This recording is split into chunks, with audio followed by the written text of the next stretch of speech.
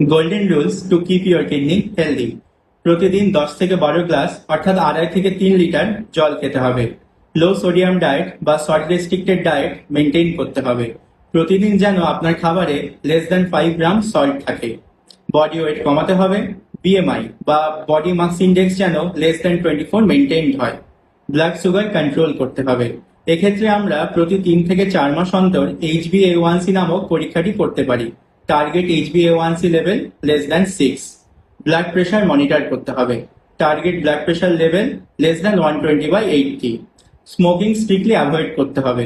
প্রতিদিন 25 থেকে 30 minute exercise করতে হবে। রেগুলার কিডনি স্ক্রিনিং টেস্ট যেমন ইউরিয়া ক্রিয়েটিনিন, ইউরিন এসিআর দেখা প্র্যাকটিস করতে হবে। ওভার দ্য কাউন্টার ড্রাগ যেমন ব্রুফেন, ডাইক্লোফেনাক ইত্যাদি জাতীয় ব্যথার ওষুধ ডাক্তারবাবুর পরামর্শ ছাড়া খাওয়া চলবে না। আর এই রকম ইনফরমেটিভ